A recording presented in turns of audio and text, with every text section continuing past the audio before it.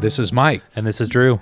Welcome to the Mike and Drew at Mountain View podcast. It is May 10th, and for episode 18, we want to know, how do teenagers prepare for adulthood?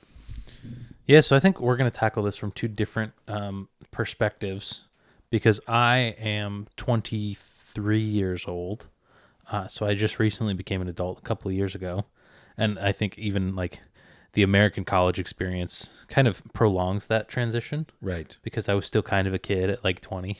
See, I'm already mad. Everything you just said, I'm already mad. Is it the American college experience? I think if you've ever watched the sitcom Parks and Rec, there's a character named Ron Swanson, if you're listening to this podcast, and basically played by Nick Offerman, and he's this guy who supposedly, worked 80 hours a week when he was 13 years old, and worked in a factory when he was a kid. I identify with his character, not because that's true of me, but I couldn't wait to be an adult, and I was brought up to be an adult. So when you hear, I've been an adult for X amount of years, I'm thinking, man, that should start at like 13 years old and, 18 years old to have that grit and that all that work stuff. But that's not really what you're saying. What you're saying is adult expectations, where people expected you to be an adult. Is that what you're saying? Yeah, and like I think about like my personal finances. Like my parents kind of helped me out in college. I got like $40 a month or something, which is not a lot of money, but it's enough as to get me through as someone who like saved money over the summer. Right. And so I didn't have a job the first couple of years of college just because like I didn't need it. Okay, well, maybe here's a good question, and I know we don't have a woman's perspective here in the studio, but so this might not be fair to the listeners, but I'm just curious. What would you say was a key mile marker for you in becoming an adult? And I'll share one as well. That's a good question. I mean, like getting married is an obvious one. Right. It's like, okay, like I've got someone I have to take care of all the time now. Not that my wife is very independent. She doesn't need me to take care of her. No, but I know what you're saying. Right. But you're committing to a relationship. Yeah. And like, moving into our first place together after that. And okay, having to take care of those bills now and stuff like that. Yeah, so for me, it was car ownership, shaving. Yeah, that's a good one. And for me, having my own place. Yeah. And so those were three markers for me, like I can take care of myself. I pay all my own bills and all this. But one of the questions we were asked basically was how do you prepare to enter adulthood well? And like you just mentioned at the beginning, we're coming from different perspectives. I was homeschooled, and I was raised in a household where we were miniature adults. We were raised, we were part of a pastor's family, so we were raised to be mature and to anticipate the needs of others, to think about other people, and not to think about our own little childhood world. And really weren't brought up with, say, like a youth group mentality. It was, hey, you're going to grow up quicker than you know it, and you need to be prepared and start thinking about these things and how you drive, and how does paperwork work, and all these how to do your taxes. Well, really, I mean, that was so for me. I am raising Olivia and we're raising all five of our children to be as ready for adulthood as we can make them now. And I know that's controversial. Mm-hmm. And I know there's a strong case for letting children be children. And I would say I would agree with that if I could see good fruit. I don't see good fruit from that mindset. I see that we've raised children to be children, and they're remaining children into their 30s and 40s, refusing to accept responsibility, and they're entitled. But I know that's not entirely true. I know that I can't stereotype. And so that's why we're having this conversation, because I think there are guidelines for many sides of the spectrum of discussion about how children should be raised to be children in the stage and age they're at versus looking forward 5 years, 10 years to their adulthood and preparing them for that. Well, and I think, the word responsibility keeps coming up, and I think it's really good to give kids responsibilities.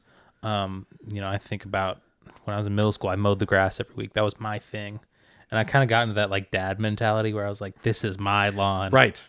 But at the same time, allowing spaces and times for kids to be kids. I know I did Young Life for a while when I was in college, and one of their big things was we're going to create a space where kids can just be kids. There's a lot of pressure coming from a lot of different places for teenagers, and this is going to be a space that is safe for kids to just be kids. We're going to play, we're going to sing songs, and there's not going to be any pressure. And so I think I'm going to throw up in my mouth right now. Okay, that should not be the case 100% of the time, but for that 2 hours, right, once a week, this was a good space to be. And it was fun. I had fun as a volunteer doing that stuff. And that's one of the things I listed was some pros and cons for me. I'm not sharing them all, but just of the way I was raised. Mm-hmm. And one of the cons was there are times I listen to my friends or peers mention childhood memories of just fun, just crazy fun or whatever. And I go, I don't really have that. But you had a good childhood. Oh, no, I definitely had a good childhood, but there is that side of me that says the con of a part of how I was raised and how I am raising the kids is there's not as high of a priority put on just crazy childhood fun. But right. we still have childlike moments, if you will. I do with my kids, and I grew up having fun moments with my parents. But I think a part of this key, you said the word responsibility. To me, that's definitely where this can work. If you say, hey, let kids be kids. And I would counter with, yeah, but can we at least implement some responsibilities? Absolutely. And if you have that, I think you've set yourself up in a good way. Yeah. But I like one of the things I had not heard about really until I was in college was in 2013, the Library of Medicine published some extensive research entitled The Maturation of the Adolescent Brain. And I'd heard this stat just kind of rambled off, and I checked into it. I was like, I've never heard of this. The development and maturation of the prefrontal cortex occurs primarily during adolescence and is fully accomplished at the age of... What was it, 25? That's right, 25 years. Are you reading my script? No, I'm not. Actually. Okay. But in other words, that in your generation, I did not really hear this in my generation. The development of the prefrontal cortex is very important for complex behavioral performance. I'd say like relationships, major life decisions, things like that, as this region of the brain helps accomplish executive brain functions. In other words, summary that I was hearing, kind of an anecdote I was hearing thrown out for the first time was, you're not even really a full-grown adult till you're 25. And a teenager loves to hear that, don't they? Well, see, again, I'm like a robot. I can't relate to that at all. I'm like, what? I know where I grew. Okay, so I was married at the age of 21. Yeah. Okay, Olivia and I, she was, we're married, and she's 19, I'm 21, and of course we got made fun of by people from any church circle we were in, and some like giving us advice. They're concerned, they think it's irresponsible, and then we had kids, and okay, I can tell you this, I can see where I have grown dramatically from the ages of say 21 to say 26. Yeah. Okay, but I can also tell you that core sense of responsibility, providing for other human beings like my spouse and children, work ethic that I'm going to do what it takes to provide for my family, responsibility, I'm going to own the mistakes and the accomplishments I made in life. None of those core things really changed. Right. But my emotional intelligence, to me, that is the key conversation about this fully mature at 25. A lot 100%. Of emotion, overreaction or not getting as serious as I should have about certain things. To me, that's where I saw that I can tell you some of that did take place. Really not until I was, 24, 25, 26. But how do you think that impacts this discussion of teenagers being ready for college and adulthood? There's a lot there. I think, goodness. Maybe that's too much. Maybe we're taking a drink out of a fire hose there. I feel like I'm getting a fire hose right now. Okay. Well, let's do this. Let's circle back to that because that is a lot. And I guess what I'm saying is, we're being asked by an 18-year-old young man, hey, how do I prepare for college? And I think based on that anecdotal evidence and that scientific research, I would say don't push yourself to be an adult by the time you go to college. Yeah, that's huge. Like, own where you're at, but like be ready for more when the time is right. When the time, there you go. I think that's it. So like ripening, like a fruit, when the time is right. So, and for some people like you, the time was right at 15, 3 years old, maybe. I don't know. Well, no, there's truth there. I was the oldest in my family. I always felt a sense of responsibility that not every human being has, and so that could be some of it. But one of the things that, as I've heard this, like back in 2017, 2018, this became popular. #adulting. And I'm like, why is this a thing? And I wanted to, make fun of it. I still want to make fun of it, but I love churches like Life Church online. They offer a resource. And if you go to Life Church, you go to lifechurch.com, and they have a tab called Find Life, and under that tab is a page entitled Adulting is Hard, Here's a Guide to Help. So instead of making fun of it, they have this list, and it gives about a dozen guidelines. Stop procrastinating, make like Nike and just do it. Eat real food sometimes. Your body will thank you. Prioritize your priorities. There's no better time than now to make a collective difference. Instagram highlights don't live up to the hype. What's digital can often be deceitful. Make a budget. Stick to said budget. Repeat. Find the right friends and love them well. Don't be afraid to ask for help. Get yourself to church. There is power in collective worship. And finally, invest time in learning, not complaining.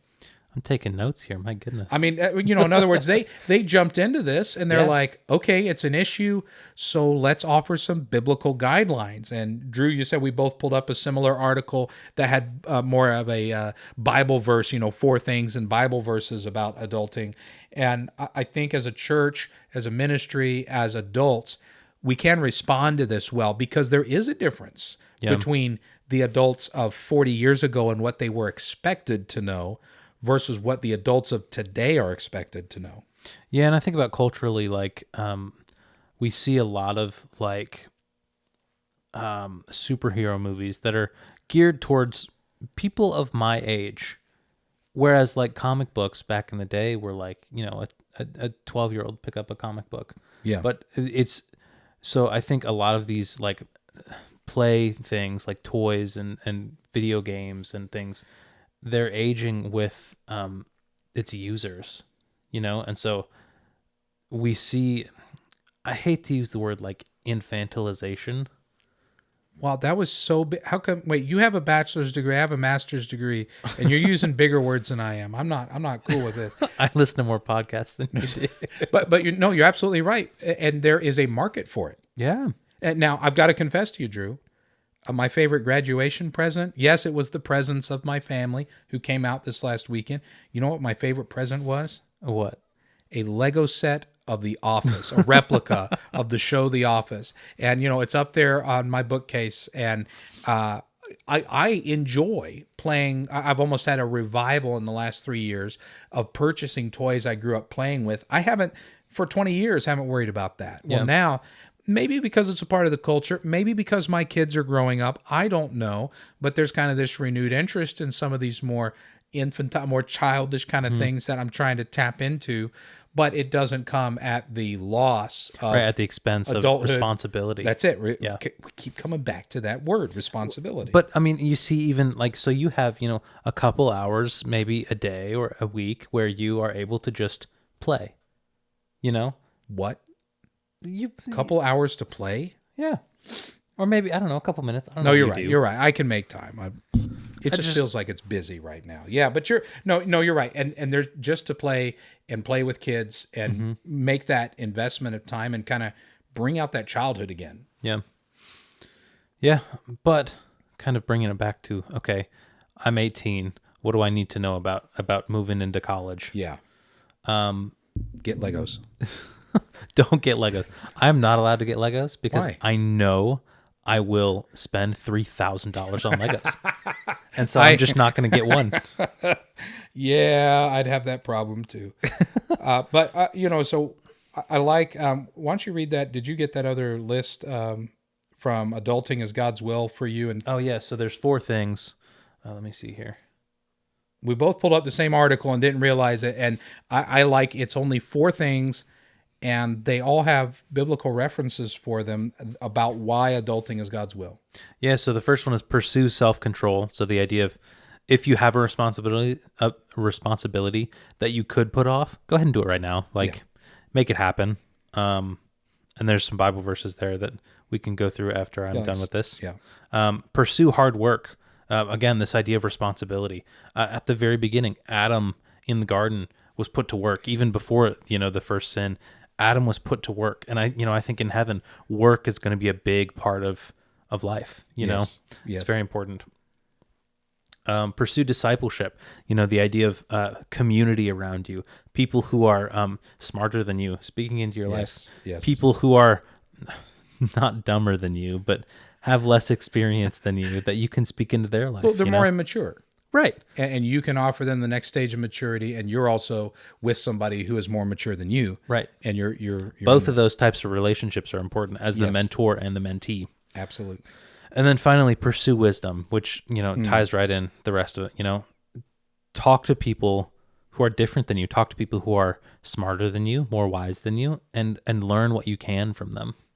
Yeah, and for me, I talk to people who are world travelers, and I want to hear about their adventures. And I talk to people who have barely been outside their county, because they both have something to offer the travelers about branching out, and the settlers have about digging roots and faithfulness in hard times. And I mean, you expand, like you say, your circles, and that'll help you grow up. That'll help you make more adult decisions, because you've been in the mind of other adults who are mature, even in more ways than your parents or aunts or uncles or grandparents. You're expanding that circle, and it's a wonderful, beautiful thing, especially when it all comes back to what God's designed us to do, and that is to grow up. Mm-hmm. And yet, Jesus would temper this whole discussion with, hey, if you don't have faith, like one of these little children, you can't enter the kingdom of heaven. Yeah. Now, he is going to, the Apostle Paul's also going to say, hey, I would love to give you meat, but you're so immature, you're still on milk, so you got to grow up. There's a balance in the discussion. So in some sense, we're maintaining a childlike joy and faith. In the other sense, a very mature sense of boldness and obedience and discipline. And Proverbs 22:6 says, train up a child in the way he should go, even when he is old, he'll not depart from it. And 1 Corinthians 13:11 says, when I was a child, I talked like a child. I thought like a child. I reasoned like a child. But when I became a man, I put the ways of childhood behind me. And we can run down that list, but I think the general idea is the Bible does see a difference between being a child, being a grown-up, and yet in our core, there is to be both a childlike faith that's fully trusting of God, and yet a mature, hardened, grizzled veteran type endurance that can take us through hard times. Yeah, I think that's a great place to end it. How much time we got? Oh, we got a few more minutes. I thought we were closer to time. I don't know what else you want to talk about. Well, the purpose of the podcast is to offer uncommon sense for common questions concerning the Bible and small church ministry for the benefit of those leading, attending, or entering small church ministry. And, that was the initial purpose of this, but these questions have kind of expanded. I could share the New York Times bestseller, Adulting, How to Become Grown Up in 468 Easy-ish Steps.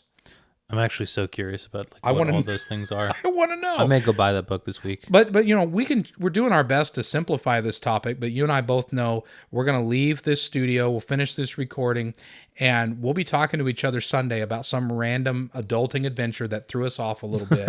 And I like to think I'm prepared for adulthood, but in the amount of change we've seen in the world over the last 5 years, not just 3, I mean, go back 4 or 5 and what we're allowed to say and not say, and what kinds of sins have been exposed, what we got to be aware of, terminology, what we're expected to do as adults, and things that we should not do that was acceptable for even our parents, that's become a little less acceptable for us. We are still learning almost on a daily basis what we are expected to be as adults. Yeah. I was thinking about this. I wrote down 2 pieces of advice for this teenager that asked us this question about college, going into college. So I said, try new things, but don't be dumb. And then I said, engage with people who disagree with you. Yes. If for no other reason than to learn where they're coming from. But maybe you'll learn something. Absolutely. Yeah. And that, I can tell you, that's where I've had the greatest leaps of maturity is when I have been willing to, like you just said, engage in that conversation and listen and go, oh, there are other options that are still honoring to Christ, still in submission to the Word of God, and I don't have to get it all just perfectly right. And I'd have one more passage here, because if you're listening and you're thinking, boy, hey, this either helped or, man, you just made it way more confusing. Just know this.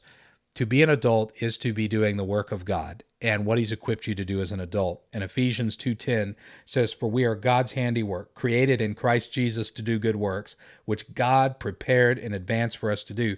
So trust God to mold you. As you grow close to him and seek him when you have questions, he will prepare you to be the adult you need to be, not the one you thought you should be, not the one even some of your authority figures say you should be, but the one God has called you to be. That's right. Keep the priorities straight, you know? Well, this has been Mike. And this has been Drew. Thanks for listening to the Mike and Drew at Mountain View podcast. You can email us at podcast@mvcc, the number 6mile.org. Share this podcast with your friends and family. And we'd love to hear your feedback. And eat your quesadillas.